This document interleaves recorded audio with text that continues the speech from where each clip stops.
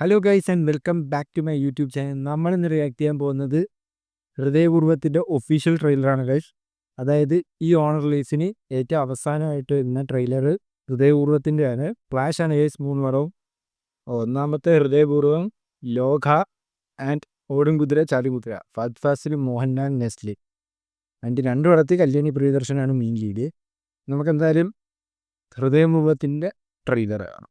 Anyways നമ്മൾ മറച്ചു വെക്കുന്ന ഒരു കാര്യം, കല്യാൺ അത് നമ്മൾ പോലും അറിയാതെ വാതിൽപ്പഴുതിലൂടെ ലാലേട്ടൻ, സംഗീത് പ്രധാൻ ഇവരുടെ കോംബോ കില്ലായിരിക്കും എന്ന് സത്യനന്ദിക്കാട് എന്ന് പറഞ്ഞായിരുന്നു. നമ്മൾ ആഗ്രഹിക്കാത്തൊരു കാറ്റാകും. അതിൻ്റെ അഗാധമായ ആർദ്ര തലങ്ങളിൽ നമ്മൾ ഒന്ന് ആടി ഉലയുകയും ചെയ്യുമ്പോൾ നമ്മൾ തന്നെ അറിയാതെ ചിലപ്പോൾ ചതറി പതറി നിൽക്കുന്ന ഒരു അവസ്ഥയില്ലേ? ആ അവസ്ഥയിലാണ് ഞാൻ. പുള്ളി ഡൗട്ട് എനിക്കുണ്ടേ, ചെതറിപ്പതറിയിരിക്കുന്ന അവസ്ഥ ഇല്ല തോന്നി. ഓ പാട്ട് വിഷയം മറ്റേ എനിക്ക് ട്രെയിലർ കഴിഞ്ഞോ. മാളവിക മോഹൻ,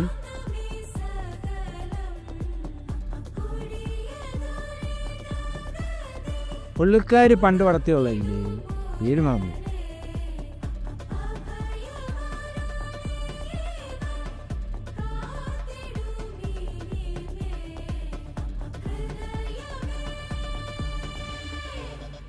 വേറൊരു കാര്യം കൂടെ പറഞ്ഞു. എന്താ? അമ്മ ആ അങ്കിളിനെയാണ് കെട്ടിയിരുന്നെങ്കിലേ എനിക്ക് കുറച്ചുകൂടെ ഭംഗിയുള്ള ഒരു അച്ഛനെ കിട്ടിയേനെന്ന്.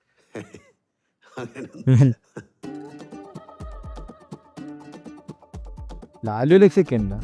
സിദ്ദിഖ് അതാരാ?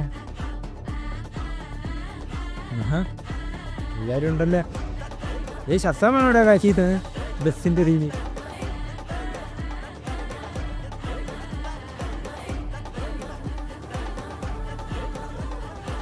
ഓ ഓ ഓ ലാലേട്ടൻ്റെ കയ്യിലുള്ള അഭിനയം.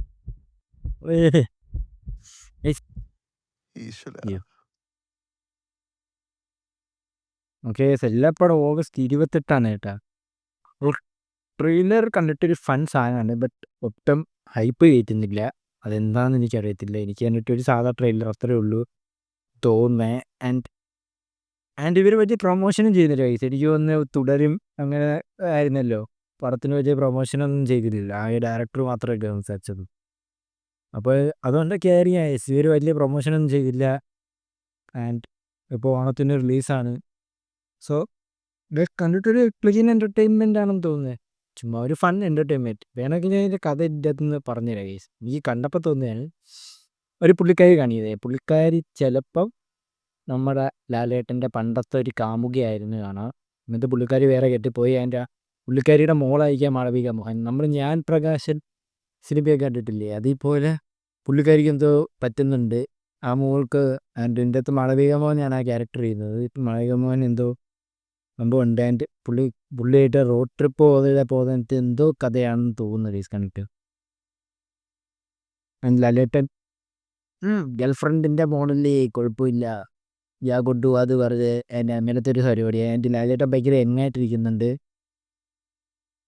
ആൻഡ് അതിൻ്റെ അകത്തൊരു ഡയലോഗ് നിങ്ങൾ കേട്ടില്ലേ, ആ അമ്മ ആ അങ്കിളിനെ കിട്ടിയിരുന്നെങ്കിൽ കുറച്ചും കൂടെ ലുക്കായിരുന്നേനെ ഞാൻ. അപ്പം അതെ, അപ്പം ഞാൻ പറഞ്ഞ കഥയായിരിക്കും ഗൈസ്. അങ്ങനെ എനിക്ക് തോന്നുന്നു.